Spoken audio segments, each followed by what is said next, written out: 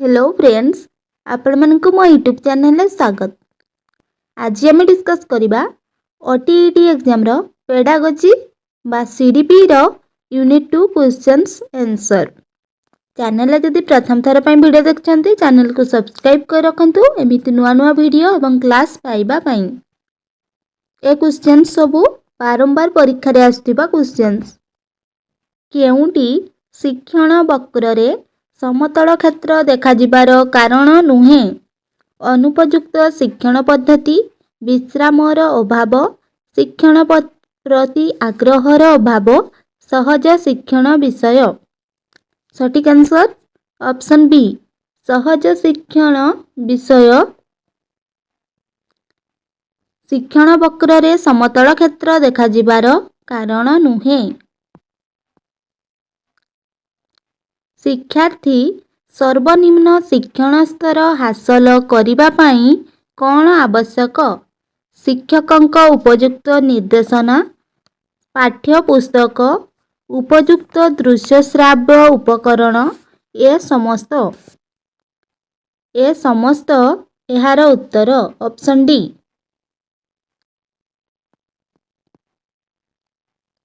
केउंटी विस्मरणर एक लक्षण नुहे।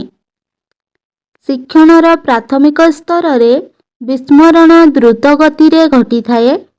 विस्मरण एक जीवनव्यापी प्रक्रिया। किछि दिन परे विस्मरण पूर्ण मात्रा रे घटी थाए।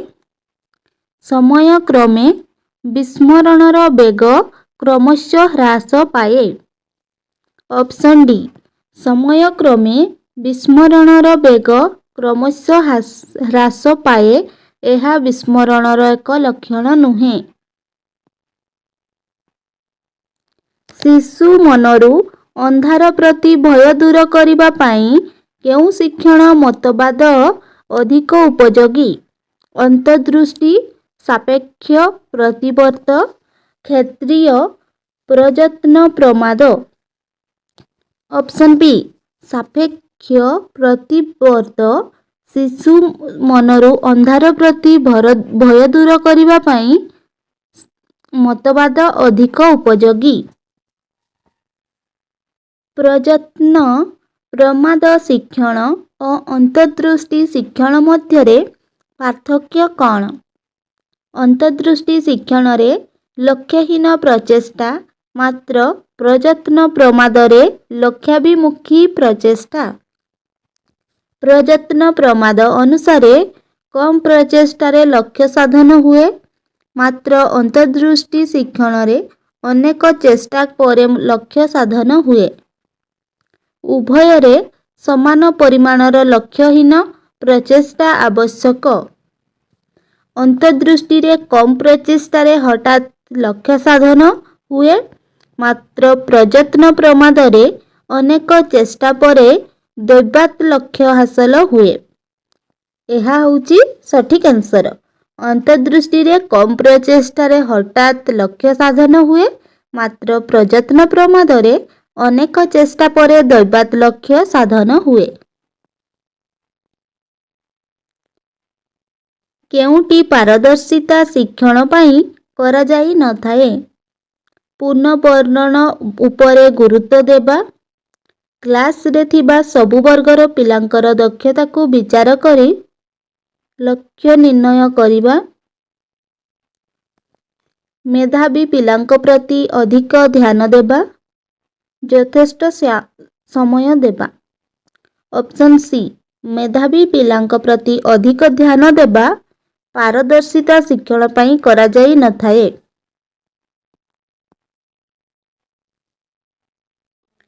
सकारात्मक अंतरण कौन? पूर्व शिक्षण परवर्ती शिक्षण रे बाधा सृष्टि करे। पूर्व शिक्षण परवर्ती शिक्षण को सहाय्य करे। पूर्व शिक्षणर परवर्ती शिक्षण उपरे किछि प्रभाव न थाए। एथि मध्यरु कोनोसिटी नुहे। ऑप्शन बी पूर्व शिक्षण परवर्ती शिक्षण को सहाय्य करे।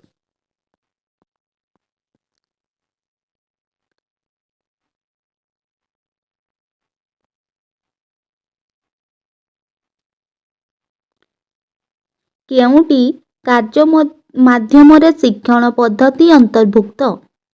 ଆଲୋଚନା ପଦ୍ଧତି, ପ୍ରକଳ୍ପ ପଦ୍ଧତି, ଅଭ୍ୟାସ ପଦ୍ଧତି, ବର୍ଣ୍ଣନା ପଦ୍ଧତି। ଅପସନ୍ ବି ପ୍ରକଳ୍ପ ପଦ୍ଧତି କାର୍ଯ୍ୟ ମାଧ୍ୟମରେ ଶିକ୍ଷଣ ପଦ୍ଧତି ଅନ୍ତର୍ଭୁକ୍ତ। ମନସ୍ତତ୍ତ୍ୱବିଦଙ୍କ ମତରେ ଶିକ୍ଷଣ ଅର୍ଥ କ'ଣ? ଅଭିଜ୍ଞତାର ପରିବର୍ତ୍ତନ, ଆଚରଣର ପରିବର୍ତ୍ତନ, ସମସ୍ୟା ସାଧନ ଦକ୍ଷତା ବୃଦ୍ଧି, ପୁସ୍ତକରୁ ଜ୍ଞାନ ସଂଗ୍ରହ। ଅପସନ୍ ବି ଆଚରଣର ପରିବର୍ତ୍ତନ ଶିକ୍ଷଣର ଅର୍ଥ। ବ୍ଲୁ ପ୍ରିଣ୍ଟରେ 3ଟି ମାତ୍ରା ଥାଏ, ସେଗୁଡ଼ିକ କ'ଣ? ଶିକ୍ଷଣ ଲକ୍ଷ୍ୟ ଉପରେ ଗୁରୁତ୍ୱ, ପ୍ରଶ୍ନର ପ୍ରକାରଭେଦ ଉପରେ ଗୁରୁତ୍ୱ, ବିଷୟବସ୍ତୁ ଉପରେ ଗୁରୁତ୍ୱ। ଅପସନ୍ ବି ବିଷୟବସ୍ତୁ ଉପରେ ଗୁରୁତ୍ୱ, ଶିକ୍ଷଣ ଲକ୍ଷ୍ୟ ଉପରେ ଗୁରୁତ୍ୱ, ଶିକ୍ଷଣ ଉପକରଣ ଉପରେ ଗୁରୁତ୍ୱ। ଅପସନ୍ ସି ଶିକ୍ଷଣ ଉପକରଣ ଉପରେ ଗୁରୁତ୍ୱ, ଶିକ୍ଷଣ ଲକ୍ଷ୍ୟ ଉପରେ ଗୁରୁତ୍ୱ। ଅପସନ୍ ଡି ପ୍ରଶ୍ନର ପ୍ରକାରଭେଦ ଉପରେ ଗୁରୁତ୍ୱ, ଶିକ୍ଷଣ ଉପକରଣ ଉପରେ ଗୁରୁତ୍ୱ, ବିଷୟବସ୍ତୁ ଉପରେ ଗୁରୁତ୍ୱ। ଏହାର ସଠିକ୍ ଆନ୍ସର୍ ଅପସନ୍ ଡି ପ୍ରଶ୍ନ ପ୍ରକାର ଭେଦ ଉପରେ ଗୁରୁତ୍ୱ, ଶିକ୍ଷଣ ଉପକରଣ ଉପରେ ଗୁରୁତ୍ୱ, ବିଷୟବସ୍ତୁ ଉପରେ ଗୁରୁତ୍ୱ। ବ୍ଲୁ ପ୍ରିଣ୍ଟର 3ଟି ଗୁରୁତ୍ୱ।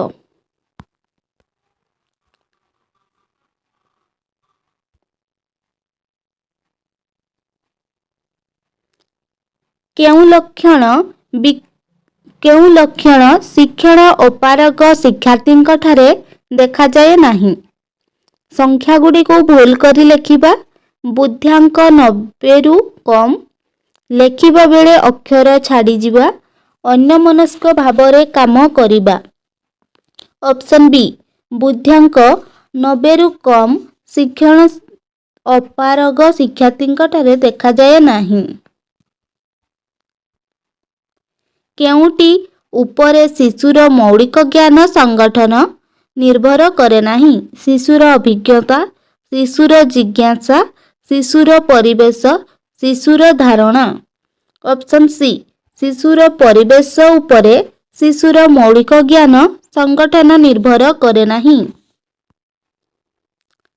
କେଉଁଟିରେ ମାନସିକ ପ୍ରକ୍ରିୟା ସର୍ବନିମ୍ନ ହୋଇଥାଏ? ପର୍ଯ୍ୟବେକ୍ଷଣ, ଅନୁକରଣ, ଅନୁସନ୍ଧାନ, ବର୍ଗୀକରଣ। ଅପସନ୍ ବି ଅନୁକରଣ ମାନସିକ ପ୍ରକ୍ରିୟାର ସର୍ବନିମ୍ନ ହୋଇଥାଏ। କୌଣସି ପ୍ରତିଯୋଗିତାମୂଳକ ପରୀକ୍ଷାରେ ସଫଳତା ହାସଲ ପାଇଁ ପରୀକ୍ଷାର୍ଥୀ କଠିନ ପରିଶ୍ରମ କରିଥାଏ। ଏହା କେଉଁ ପ୍ରକାର ଅଭିପ୍ରେରଣାକୁ ସୂଚାଏ? ଆଭ୍ୟନ୍ତରୀଣ, ବାହ୍ୟିକ, ଆବେଗିକ, ଅଭିଜ୍ଞତା ଭିତ୍ତିକ। ଅପସନ୍ ଏ ଆଭ୍ୟନ୍ତରୀଣ ପ୍ରକାର ଅଭିପ୍ରେରଣାକୁ ସୂଚାଏ।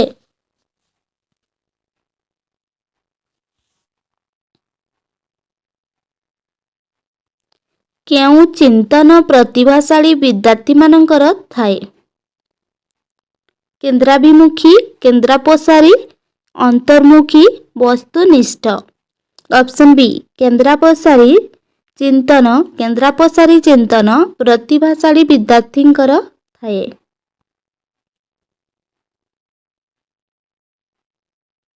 ଉଦ୍ଦୀପକ ଓ ପ୍ରତିକ୍ରିୟାକୁ ଦୃଢ଼ୀଭୂତ କରିବା ନିମନ୍ତେ ପୁନରାବୃତ୍ତି ଆବଶ୍ୟକ। ଏହା ଶିକ୍ଷଣର କେଉଁ ନିୟମ ଉପରେ ଆଧାରିତ? ପ୍ରସ୍ତୁତି, ଅଭ୍ୟାସ, ଫଳାଫଳ, ଉପଯୋଗ। ଅପସନ୍ ବି ଅଭ୍ୟାସ ଉଦ୍ଦୀପକ ଓ ପ୍ରତିକ୍ରିୟାକୁ ଦୃଢ଼ୀଭୂତ କରିବା ନିମନ୍ତେ ପୁନରାବୃତ୍ତି ଆବଶ୍ୟକ। ଏହା ଶିକ୍ଷଣର ଅଭ୍ୟାସ ନିୟମ ଉପରେ ଆଧାରିତ।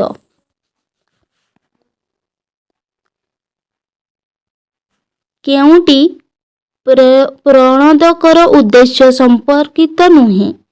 ଆଚରଣରେ ପୁନର୍ବଳନ ସୃଷ୍ଟି କରିବା, ଆଚରଣରେ ସ୍ଥାୟିତ୍ୱ ଆଣିବା, ଆଚରଣକୁ ଉଦ୍ଦୀପିତ କରିବା, ଆଚରଣକୁ ସକ୍ରିୟ କରିବା। ଅପସନ୍ ବି ଆଚରଣରେ ସ୍ଥାୟିତ୍ୱ ଆଣିବା, ପ୍ରଣୋଦକର ଉଦ୍ଦେଶ୍ୟ ସମ୍ପର୍କିତ ନୁହେଁ।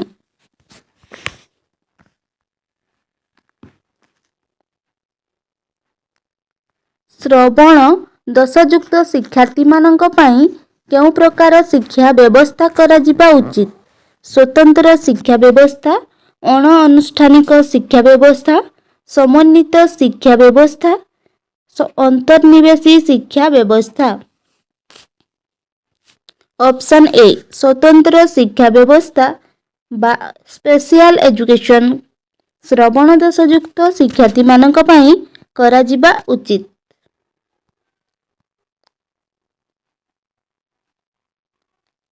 ସାମଗ୍ରିକ ପରିସ୍ଥିତିରୁ ବିଭିନ୍ନ ଅଂଶ ଆଡ଼କୁ ଗତି କରି ଯେଉଁ ଶିକ୍ଷା ଲାଭ କରାଯାଏ ତାହା କେଉଁ ଶିକ୍ଷଣ ତତ୍ତ୍ୱ ଉପରେ ଆଧାରିତ?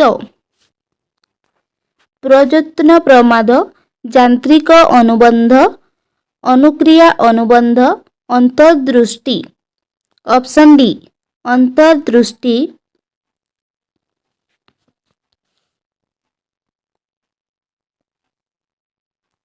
ନିର୍ଦ୍ଧାରିତ ଶିକ୍ଷଣ ସ୍ତର ହାସଲ କରିବା ନିମନ୍ତେ କେଉଁ ଶିକ୍ଷା ବ୍ୟବସ୍ଥାଟି ମୁଖ୍ୟତଃ ଉପଯୋଗୀ?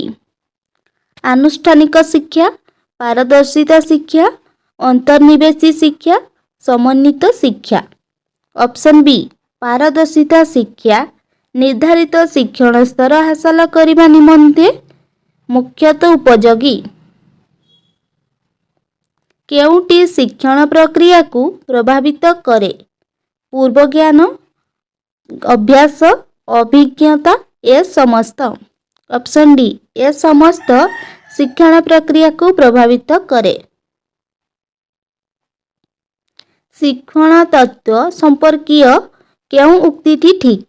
ପ୍ରଯତ୍ନ ପ୍ରମାଦ ତତ୍ତ୍ୱ ଅନୁସାରେ ଅନେକ ନିଷ୍ଫଳ ପ୍ରଚେଷ୍ଟା ପରେ ଲକ୍ଷ୍ୟ ସାଧନ ହୋଇଥାଏ, ମାତ୍ର ଅନ୍ତର୍ଦୃଷ୍ଟି ତତ୍ତ୍ୱ ଅନୁସାରେ କୌଣସି ପ୍ରଚେଷ୍ଟା ବିନା ଲକ୍ଷ୍ୟ ସାଧନ ହୋଇଥାଏ।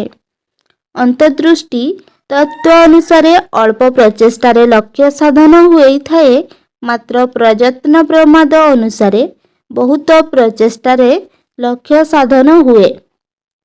ଉଭୟ ତତ୍ତ୍ୱ ଅନୁସାରେ ବହୁତ ପ୍ରଚେଷ୍ଟା ପରେ ଲକ୍ଷ୍ୟ ସାଧିତ ହୁଏ।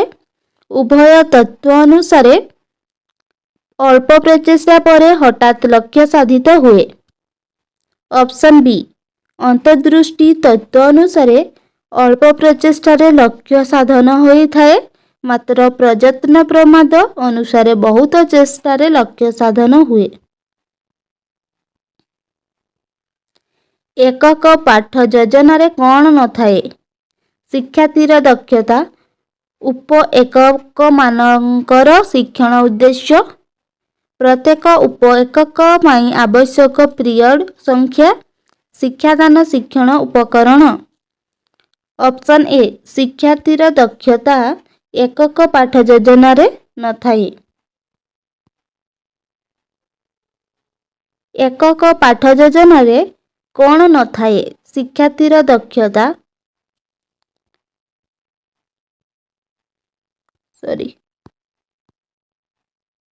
ପ୍ରତିଭାଶାଳୀ ଶିକ୍ଷାର୍ଥୀଙ୍କୁ ଚିହ୍ନିବା ପାଇଁ ନିମ୍ନୋକ୍ତ କେଉଁ ପଦ୍ଧତିଟି ଉପଯୁକ୍ତ ନୁହେଁ? କୃତି ପରୀକ୍ଷଣ, ଅଭିଯୋଗ୍ୟତା ପରୀକ୍ଷଣ, ବୁଦ୍ଧି ପରୀକ୍ଷଣ, ନିଦାନାତ୍ମକ ପରୀକ୍ଷଣ। ଅପସନ୍ ଡି ନିଦାନାତ୍ମକ ପରୀକ୍ଷଣ ପ୍ରତିଭାଶାଳୀ ଶିକ୍ଷାର୍ଥୀଙ୍କୁ ଚିହ୍ନିବା ପାଇଁ ପଦ୍ଧତି ଉପଯୁକ୍ତ ନୁହେଁ। ନିମ୍ନୋକ୍ତ କେଉଁଟି ମୁଖ୍ୟତଃ ଶିକ୍ଷଣ ପ୍ରକ୍ରିୟା ସହ ସମ୍ପର୍କିତ? ପୁନର୍ବଳନ, ପରିବେଶ, ପ୍ରଶିକ୍ଷଣ, ଏ ସମସ୍ତ। ଅପସନ୍ ଡି ଏ ସମସ୍ତ ମୁଖ୍ୟତଃ ଶିକ୍ଷଣ ପ୍ରକ୍ରିୟା ସହ ସମ୍ପର୍କିତ। ପ୍ରତିଭାଶାଳୀ ବିଦ୍ୟାର୍ଥୀମାନଙ୍କୁ ଶିକ୍ଷାଦାନ ନିମନ୍ତେ ଶିକ୍ଷକ କ'ଣ କରିବା ଆବଶ୍ୟକ? ଜିଜ୍ଞାସାମୂଳକ ପ୍ରଶ୍ନ ପଚାରିବେ, ବିକ୍ଷିପ୍ତ ଚିନ୍ତନମୂଳକ ପ୍ରଶ୍ନ ପଚାରିବେ, ବିଶ୍ଳେଷଣାତ୍ମକ ପ୍ରଶ୍ନ ପଚାରିବେ, ଏ ସମସ୍ତ। ଅପସନ୍ ଡି ଏ ସମସ୍ତ ପ୍ରତିଭାଶାଳୀ ବିଦ୍ୟାର୍ଥୀମାନଙ୍କୁ ଶିକ୍ଷାଦାନ ନିମନ୍ତେ ଶିକ୍ଷକ କରିବା ଆବଶ୍ୟକ। କେଉଁ ଶିକ୍ଷଣ ତତ୍ତ୍ୱ ସହିତ କୋହଲରଙ୍କର ସମ୍ପର୍କିତ? ପ୍ରଯତ୍ନ ଓ ପ୍ରମାଦ, ଅନ୍ତର୍ଦୃଷ୍ଟି, ଯାନ୍ତ୍ରିକ ଅନୁବନ୍ଧ, ସାପେକ୍ଷ ପ୍ରତିବର୍ତ୍ତ। ଅପସନ୍ ବି ଅନ୍ତର୍ଦୃଷ୍ଟି ସହିତ କୋହଲରଙ୍କ ସମ୍ପର୍କିତ। ୱାଲ୍ସଙ୍କ ମତରେ ସୃଜନଶୀଳ କାର୍ଯ୍ୟ କ୍ରମାନ୍ୱୟରେ 4ଗୋଟି ସ୍ତରରେ ସମ୍ପନ୍ନ ହୋଇଥାଏ। ଏହାର ଚତୁର୍ଥ ସ୍ତରଟି କ'ଣ? ଅଧିପାଳନ, ଅନୁପ୍ରେରଣ, ସତ୍ୟତା ନିରୂପଣ, ଉପସ୍ଥାପନ।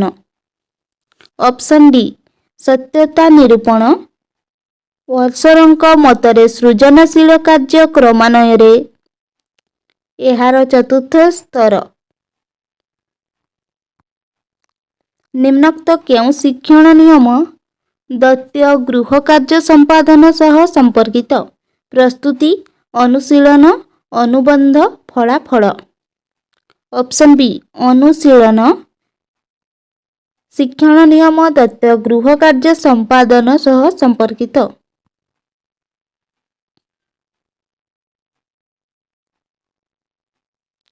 କେଉଁ ଶିକ୍ଷାଦାନ ଶିକ୍ଷଣ ପଦ୍ଧତି ଅନ୍ୟ ତିନୋଟି ଠାରୁ ଭିନ୍ନ? ଆଲୋଚନା, ବର୍ଣ୍ଣନା, ବ୍ୟାଖ୍ୟାନ, ପର୍ଯ୍ୟବେକ୍ଷଣ। ଅପସନ୍ ଡି ପର୍ଯ୍ୟବେକ୍ଷଣ। କେଉଁଟି ସୃଜନଶୀଳତାର ଏକ ଲକ୍ଷଣ ନୁହେଁ?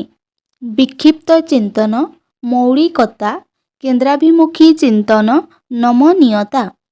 ଅପସନ୍ ସି କେନ୍ଦ୍ରାଭିମୁଖୀ ଚିନ୍ତନ ସୃଜନଶୀଳତାର ଏକ ଲକ୍ଷଣ ନୁହେଁ। ନିମ୍ନୋକ୍ତ କେଉଁ ଶିକ୍ଷଣ ପଦ୍ଧତିରେ ମାନସିକ କାର୍ଯ୍ୟ ଅଧିକ ଆବଶ୍ୟକ? ପର୍ଯ୍ୟବେକ୍ଷଣ, ପରୀକ୍ଷଣ, ଅନୁକରଣ, ଚିହ୍ନଟୀକରଣ। ଅପସନ୍ ବି ପରୀକ୍ଷଣ। ପରୀକ୍ଷଣ ଶିକ୍ଷଣ ପଦ୍ଧତିରେ ମାନସିକ କାର୍ଯ୍ୟ ଅଧିକ ଆବଶ୍ୟକ।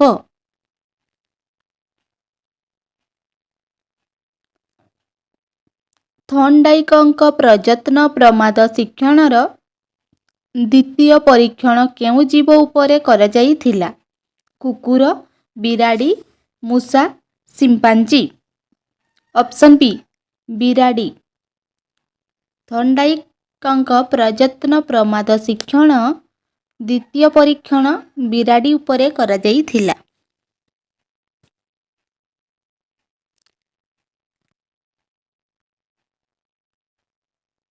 ଅନ୍ତରଣ ପ୍ରଶିକ୍ଷଣ କେଉଁ ଶିକ୍ଷଣ ତତ୍ତ୍ୱ ସହ ସଂଶ୍ଳିଷ୍ଟ? ପ୍ରଯତ୍ନ ପ୍ରମାଦ ଶିକ୍ଷଣ ତତ୍ତ୍ୱ, ଅନୁବନ୍ଧନ ଶିକ୍ଷଣ, ଅନ୍ତର୍ଦୃଷ୍ଟି ଶିକ୍ଷଣ ତତ୍ତ୍ୱ। ଉପରୋକ୍ତ କେଉଁଟି ନୁହେଁ? ଅପସନ୍ ସି ଅନ୍ତର୍ଦୃଷ୍ଟି ଶିକ୍ଷଣ ତତ୍ତ୍ୱ ଅନ୍ତରଣ ପ୍ରଶିକ୍ଷଣ ଶିକ୍ଷଣ ତତ୍ତ୍ୱ ସହ ସଂଶ୍ଳିଷ୍ଟ।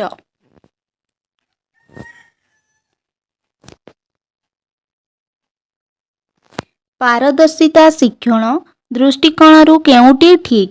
ସମସ୍ତ ଶିକ୍ଷାର୍ଥୀଙ୍କ ନିମନ୍ତେ ଶିକ୍ଷଣ ଲକ୍ଷ୍ୟ ସମାନ, ସମସ୍ତ ଶିକ୍ଷାର୍ଥୀଙ୍କ ପାଇଁ ଶିକ୍ଷାଦାନ ପଦ୍ଧତି ସମାନ, ସମସ୍ତ ଶିକ୍ଷାର୍ଥୀଙ୍କ ପାଇଁ ଶିକ୍ଷଣ ହାର ସମାନ, ସମସ୍ତ ଶିକ୍ଷାର୍ଥୀଙ୍କ ପାଇଁ ଶିକ୍ଷଣ ସମୟ ସମାନ। ଅପସନ୍ ଏ ସମସ୍ତ ଶିକ୍ଷାର୍ଥୀଙ୍କ ନିମନ୍ତେ ଶିକ୍ଷଣ ଲକ୍ଷ୍ୟ ସମାନ।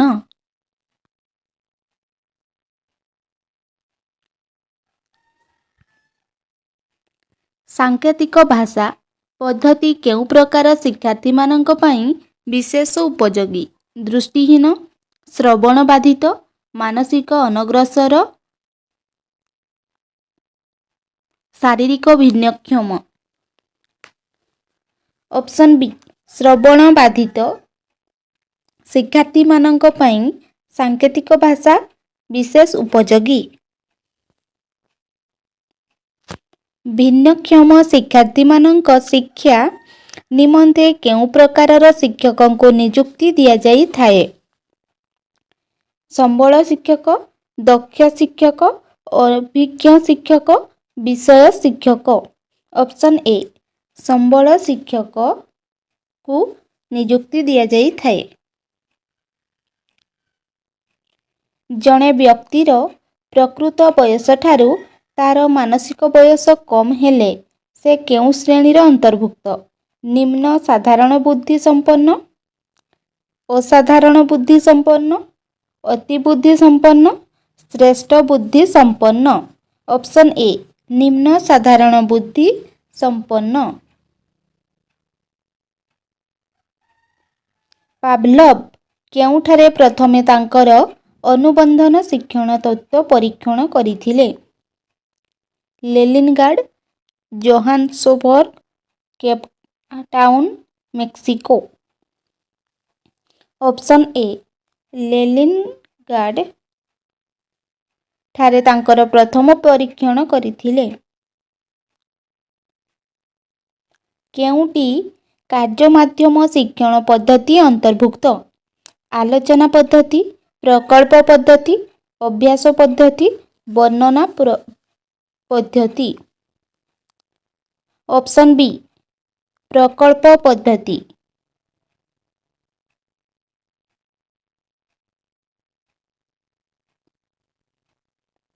ଦୃଷ୍ଟି ଦୋଷଯୁକ୍ତ ଶିକ୍ଷାର୍ଥୀ କେଉଁ ସ୍ୱତନ୍ତ୍ର ଗୋଷ୍ଠୀର ଅନ୍ତର୍ଭୁକ୍ତ? ମାନସିକ ଅସୁବିଧାଗ୍ରସ୍ତ, ଆର୍ଥିକ ଅସୁବିଧାଗ୍ରସ୍ତ, ସାମାଜିକ ଅସୁବିଧାଗ୍ରସ୍ତ, କୌଣସିଟି ନୁହେଁ। ଅପସନ୍ ଡି କୌଣସିଟି ନୁହେଁ।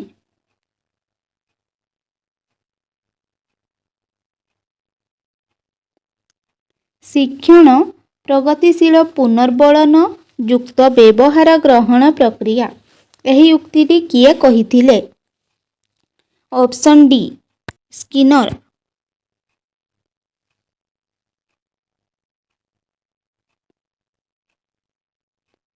ପ୍ରାଥମିକ ସ୍ତରରେ ଅକ୍ଷର ଶିକ୍ଷାଦାନ ସମୟରେ ଲେଖିବା ଓ ଡାକିବା ଉପରେ ଗୁରୁତ୍ୱ ଦିଆଯାଏ। ଏହା କେଉଁ ଶିକ୍ଷଣ ତତ୍ତ୍ୱ ଉପରେ ଆଧାରିତ? ପ୍ରଯତ୍ନ ପ୍ରମାଦ ଶିକ୍ଷଣ, ପର୍ଯ୍ୟବେକ୍ଷଣ ଶିକ୍ଷଣ, ଅନୁବନ୍ଧିତ ଶିକ୍ଷଣ, ଉପରୋକ୍ତ ସମସ୍ତ। ଅପସନ୍ ସି ଅନୁବନ୍ଧିତ ଶିକ୍ଷଣ ଉପରେ ଆଧାରିତ।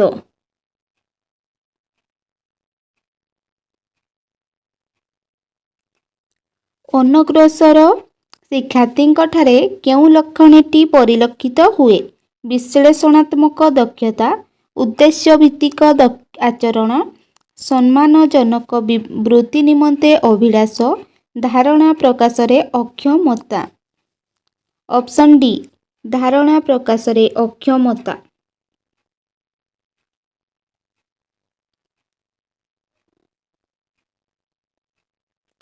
ନିମ୍ନୋକ୍ତ କେଉଁଟି ଜ୍ଞାନ ସଂଗଠନ ଶିକ୍ଷଣର ନିୟମ ନୁହେଁ?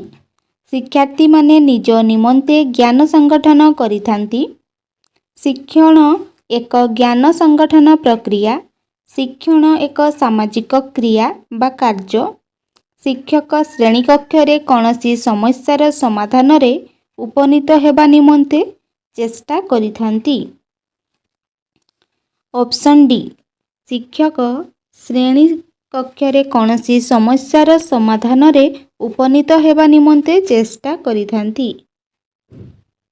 ପଛୁଆ, ଅପ୍ରଖର ଓ ଅବିକଶିତ ପିଲାମାନଙ୍କର ବୁଦ୍ଧ୍ୟାଙ୍କ ସାଧାରଣତଃ କେତେ? 70ରୁ 90। Option B.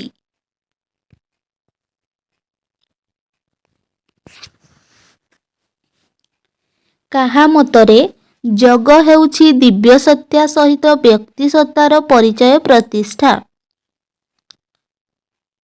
ଶ୍ରୀ ଅରବିନ୍ଦଙ୍କ ମତରେ ଯୋଗ ହେଉଛି ଦିବ୍ୟ ସତ୍ତା ସହିତ ବ୍ୟକ୍ତି ସତ୍ତାର ପରିଚୟ ପ୍ରତିଷ୍ଠା।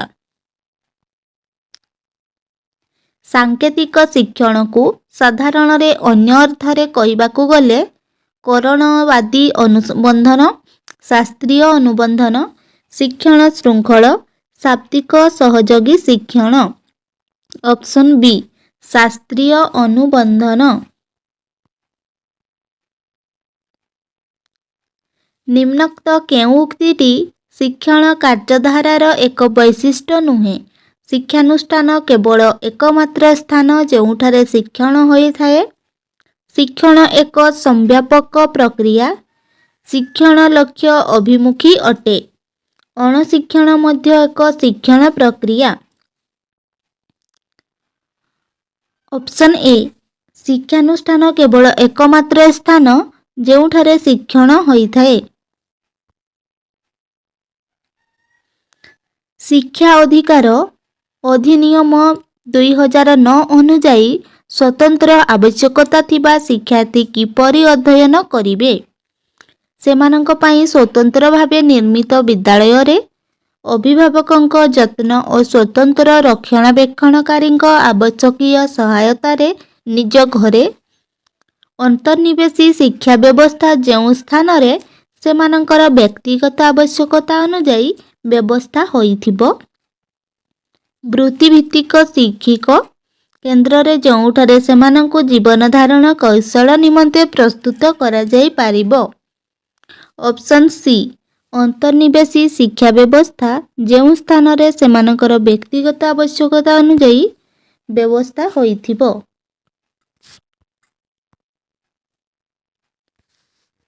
ପ୍ରତିଭାବାନ ଶିଶୁମାନଙ୍କ ଶିକ୍ଷକମାନଙ୍କର କେତେ ନିର୍ଦ୍ଦିଷ୍ଟ ଗୁଣାବଳୀ ଆବଶ୍ୟକ? ସେଗୁଡ଼ିକ ମଧ୍ୟରୁ ଜ୍ଞାନ ସହିଷ୍ଣୁ ହେବା ଦରକାର। ସେମାନଙ୍କର ବିବିଧ ଆଗ୍ରହ ନଥାଇ ଅସାଧାରଣ ଓ ବିଭିନ୍ନ ପ୍ରକାର ପ୍ରଶ୍ନାବଳୀଗୁଡ଼ିକୁ ଗ୍ରହଣ କରିବା ନିମନ୍ତେ ଅନିଚ୍ଛୁକ, ସୁଶୃଙ୍ଖଳା ନୁହନ୍ତି। ଅପସନ୍ ଏ ଜ୍ଞାନ ସହିଷ୍ଣୁ ହେବା ଦରକାର।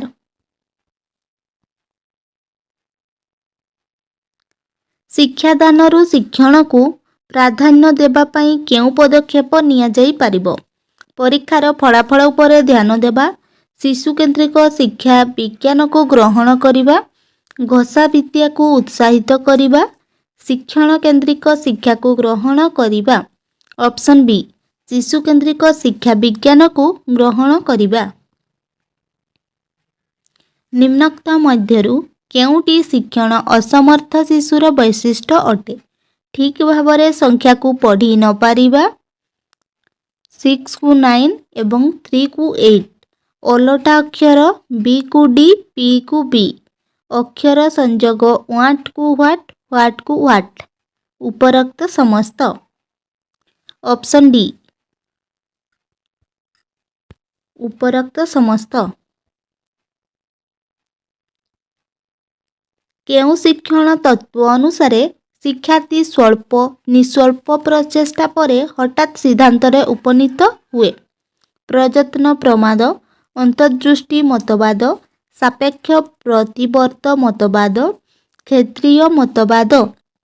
ଅପସନ୍ ବି ଅନ୍ତର୍ଦୃଷ୍ଟି ମତବାଦରେ ଶିକ୍ଷାର୍ଥୀ ସ୍ୱଳ୍ପ ନିଃସ୍ୱଳ୍ପ ପ୍ରଚେଷ୍ଟା ପରେ ହଠାତ୍ ସିଦ୍ଧାନ୍ତରେ ଉପନୀତ ହୁଏ।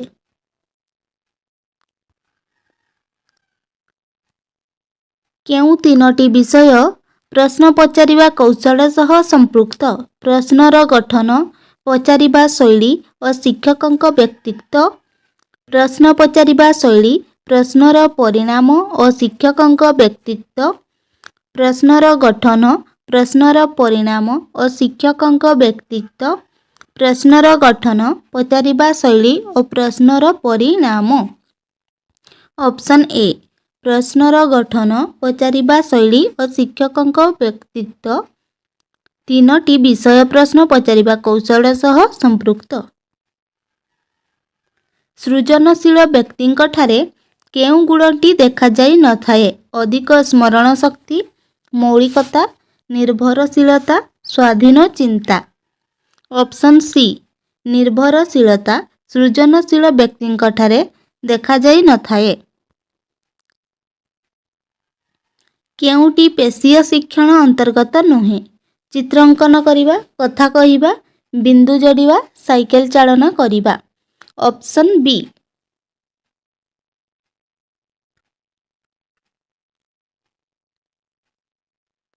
ପେଶୀୟ ଶିକ୍ଷଣ ଅନ୍ତର୍ଗତ ନୁହେଁ। ଶ୍ରବଣ ଦୋଷଯୁକ୍ତ ଶିକ୍ଷାର୍ଥୀ ପାଇଁ ଶିକ୍ଷକ ଶ୍ରେଣୀକକ୍ଷରେ କି ବ୍ୟବସ୍ଥା କରିବେ? କଳାପଟାରେ ଲେଖିବା ସମୟରେ ପଢ଼ିବେ, ଶିଶୁକୁ ଆଗ ବେଞ୍ଚରେ ବସାଇବେ, ଅଧିକ ଦୃଶ୍ୟ ଶ୍ରାବ୍ୟ ଉପକରଣ ବ୍ୟବହାର କରିବେ, କଳାପଟାରେ ବଡ଼ ଅକ୍ଷରରେ ଲେଖିବେ। ଅପସନ୍ ବି ଶିଶୁକୁ ଆଗ ବେଞ୍ଚରେ ବସାଇବେ।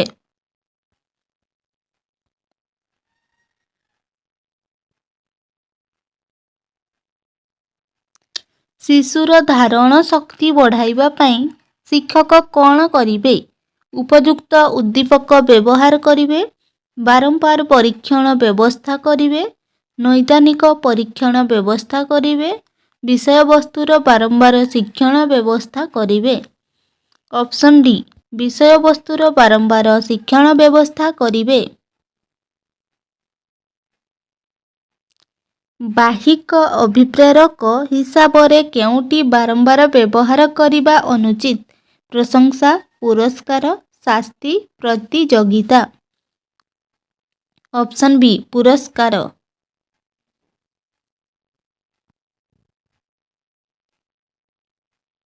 କେଉଁଟି ଶିକ୍ଷଣ ପ୍ରକ୍ରିୟାର ଲକ୍ଷଣ ନୁହେଁ? ଏକ ନିରବଚ୍ଛିନ୍ନ ପ୍ରକ୍ରିୟା ବ୍ୟବହାରରେ ପରିବର୍ତ୍ତନ ଆଣେ, ଏକ ସାମାଜିକ ପ୍ରକ୍ରିୟା, ଏକ ଆମୂଳୀ ପ୍ରକ୍ରିୟା। ଅପସନ୍ ଡି ଏକ ଆମୂଳୀ ପ୍ରକ୍ରିୟା।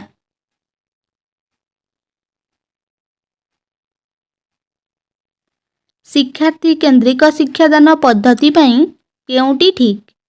ଶିକ୍ଷକ ପଥ ପ୍ରଦର୍ଶକ ରୂପେ କାର୍ଯ୍ୟ କରନ୍ତି, ଶିକ୍ଷାର୍ଥୀ ମୁଖସ୍ଥ କରି ଶିକ୍ଷାଲାଭ କରନ୍ତି, ଶ୍ରେଣୀଗୃହରେ ଶିକ୍ଷକଙ୍କ ଉପସ୍ଥିତି ଅନାବଶ୍ୟକ, ଶିକ୍ଷାର୍ଥୀ ସକ୍ରିୟ ଥିବାବେଳେ ଶିକ୍ଷକ ପୂରାପୂରି ନିଷ୍କ୍ରିୟ ରୁହନ୍ତି। ଅପସନ୍ ଏ ଶିକ୍ଷକ ପଥ ପ୍ରଦର୍ଶକ ରୂପେ କାର୍ଯ୍ୟ କରନ୍ତି।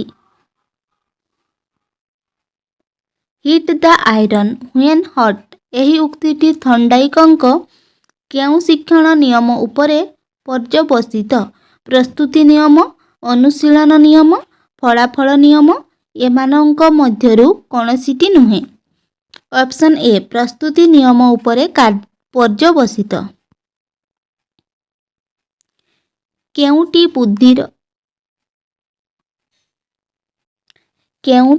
ବୁଦ୍ଧିର ଏକ ସ୍ୱରୂପ ବଂଶଗତ ଏବଂ ପରିବେଷ୍ଟନୀ ଦ୍ୱାରା ପ୍ରଭାବିତ ହୋଇନଥାଏ? ପରିବେଷ୍ଟନୀର ଏକ ଦାନ ଏକ ନିର୍ଦ୍ଦିଷ୍ଟ ବୟସ ପର୍ଯ୍ୟନ୍ତ ବୃଦ୍ଧି ପାଏ, ଜୀବନସାରା ବୃଦ୍ଧି ପାଏ। ଅପସନ୍ ସି ଏକ ନିର୍ଦ୍ଦିଷ୍ଟ ବୟସ ପର୍ଯ୍ୟନ୍ତ ବୃଦ୍ଧି ପାଏ। ଆଶା କରୁଛି ଭିଡ଼ିଓଟି ଆପଣମାନଙ୍କୁ ଭଲ ଲାଗିଥିବ। ଭଲ ଲାଗିଥାଏ ଯଦି ନିହାତି ଲାଇକ୍ କରିବେ ଏବଂ ଚ୍ୟାନେଲକୁ ସବସ୍କ୍ରାଇବ୍ କରି ରଖିବେ। Thank you.